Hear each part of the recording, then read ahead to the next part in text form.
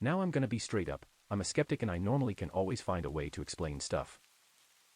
I can mostly chalk this experience up to me being a kid at the time and having a wild imagination, especially since it was believed my house at that time was haunted, so naturally I probably thought I saw something that wasn't there or imagined something. It's still a weird experience though, even if it might have been my mind playing tricks. Even weirder that I can still remember this vividly and even the feeling I got. I was around 5 to 7 years old at the time. It was in the summertime, so school was out. I slept into about 10 to 11 a.m. cause I had stayed up from playing video games. I also have to mention I was home alone. My brother and ma had gone grocery shopping. I was used to this and knew what to do since I was independent even when I was so young. Even though my ma and brother were out, I had no idea that I was alone. The very first thing on my mind as soon as I woke up was to hop on the game and get ahead. One of our gaming systems was set up in my brother's room, so I walked down the hallway toward his room hoping he wouldn't be playing on it. Now my brother's room was right next to my ma's room. You can even see a little into it if you were sitting in the chair while playing on his gaming system. So as I approached his room, I saw in the corner of my eye my brother appeared in the doorway of my ma's room. I didn't really fully look at him cause I was walking fast and all I had on my mind was wanting to play this game.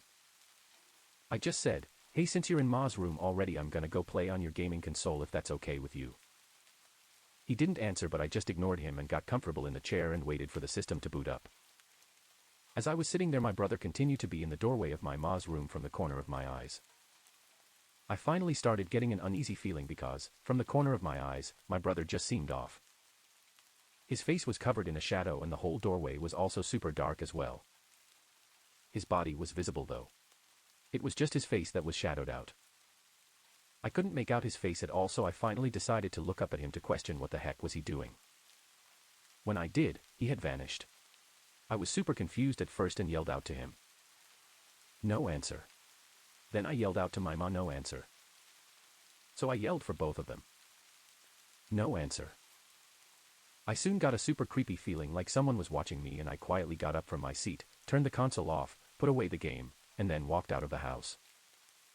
I waited on the porch until my brother and ma came home.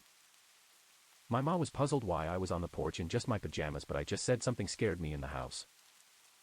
My ma looked everywhere in the house, but there was nothing. I will admit the house did give me the creeps at times, and that's the only moment where I can't fully explain what I experienced.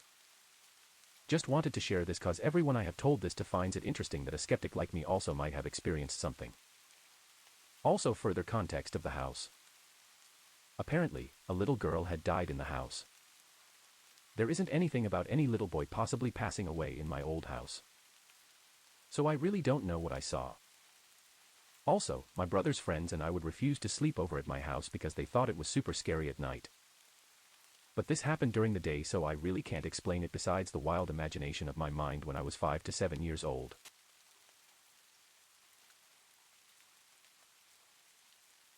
The story about my mom's house. She and my stepfather, we will call him P, have been married for almost 15 years. P is the 5th generation in his family to live on his inherited 150-acre property in a small rural town. He inherited a farmhouse that was so old it was deemed unlivable, so they tore it down, buried most of it, and put a modular home on the property. Before P married my mom, he lived in the old farmhouse with his ex-wife, we will call her B. B thought the property and the house were extremely haunted, and P didn't disagree. They decided to bring a psychic in to do an investigation, and she said that there were very many spirits, but that they were all good. Shortly after, at around 3 a.m. P is awakened by a light turning on outside his bedroom window. Living in the middle of nowhere, there was no reason for a light to turn on like that. He looked out the window and saw a little girl standing there. B woke up and looked out the window and saw her too. But then they smelled smoke. They went downstairs to see that their kitchen had caught on fire. Everything in that kitchen burned except for these Christmas wax figures of Mary, Jesus, and Joseph. P still has them in a shadow box placed in the kitchen he has now. They are lucky they didn't lose the house. Fast forward to a long time later, my mom and P get married and are living happily ever after, and I'm living under the same roof in my early teen years. I loved living there. There was so much property to explore, but I remember this one part in the woods that gave me the heebie-jeebies and made me feel so overwhelmed and uncomfortable with so many bad vibes. One night I fall asleep and remember having a really weird dream. In my dream it was very early in the morning, the crack of dawn. I get up and go out my back door and remember the sky being a dark bluish gray and the air felt refreshingly cool on my skin. A little girl who couldn't be any older than 7 walks all the from the woods up to the yard and onto the back deck. She had very pale skin, light blonde hair, and light-colored clothing. She looks at me and smiles. I think to myself about how sweet, warm, and friendly she was. She doesn't say anything but she holds her hand out and gestures for me to come with her, so I take her hand. We walk and walk for what feels like an eternity. Along the way we pass many ghosts, but they aren't bothering anybody, they are just there observing. The little girl led me to the spot in the woods that had always made me uncomfortable. Suddenly the weather turns from summer to winter, from morning to evening. It was freezing. I'm amazed by how beautiful the scenery is, but then I realize the little girl wasn't holding my hand anymore. I look around and I see her body laying dull, limp, and lifeless in the shallow creek. Her skin had turned blue and she was curled up like a ball. I had screamed and cried for help at the top of my lungs, but nobody heard me and nobody came. I then woke up. The dream really bothered me and it freaked my parents out very badly. I decided that I needed to do research and found that about 50 years prior a young girl 1.5 miles down the road disappeared, but nobody knew where she went. I asked P since he's lived on this road his entire life and he confirmed it.